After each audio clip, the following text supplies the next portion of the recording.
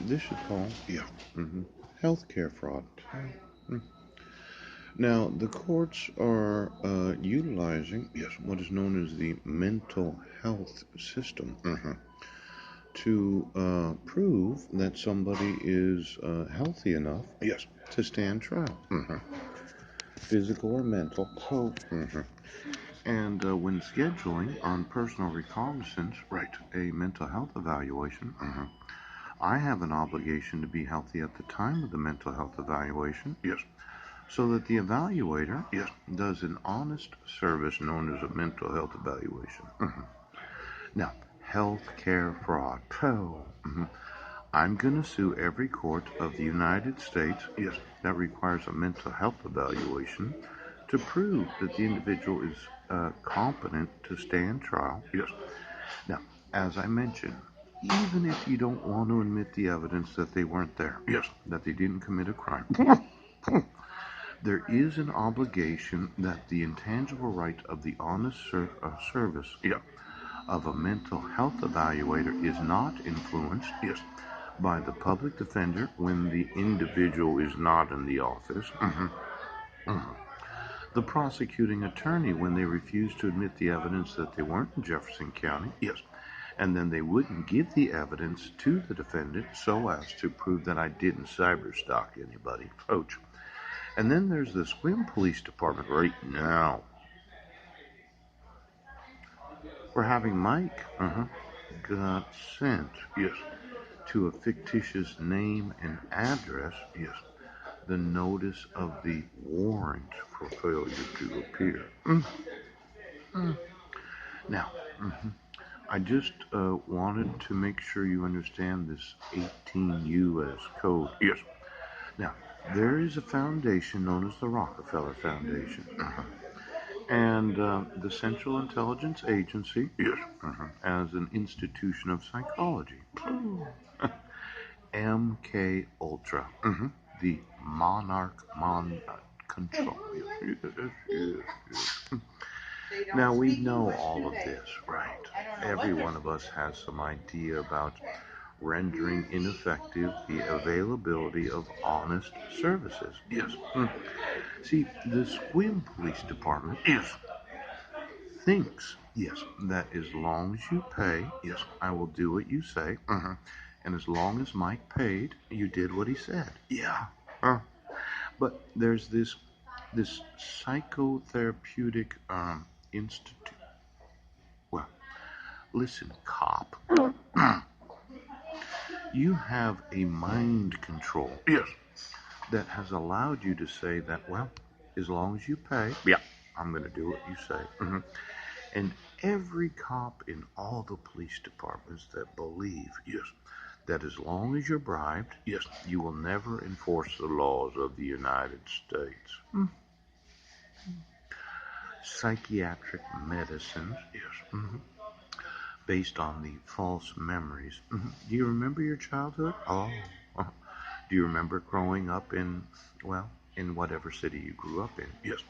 Do you remember being a teenager? Coach. Do you remember what you did before you got involved in law enforcement? It is quite possible that your actual memories are not yours. Mm. Do you remember who your parents are? See, if I email you the evidence of a crime, and you refuse to enforce the laws, it calls into question every memory that you have as a police officer. Now, Sheriff Bill Benedict, do you remember where you grew up at? Do you remember who your parents are? Do you have any brothers or sisters that you grew up with? Do you remember the first television that you got?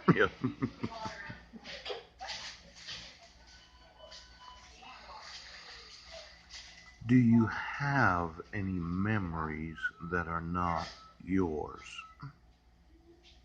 Oh, you know, there's this idea of reading, the memories of other people. I myself am unable to read, but some of you are very, very fast at it. Now, I mentioned the defecation. Yeah. You got a little lizard in your rectum. Oh. And every time that you yeah, defecate yourself, yeah, you read, yes, the memories of other people. Now, I give this example. Let's say you're an attorney, yes, and you're in the top secret family.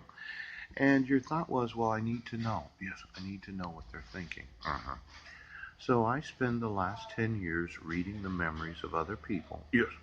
Because for you, it's kind of like a virtualized show of whatever they were thinking. Yes, yes.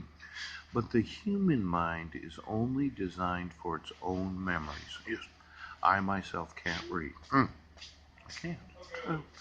You could you could crap all over me, yes, and I would not be able to read what it is that you're defecating. Yeah.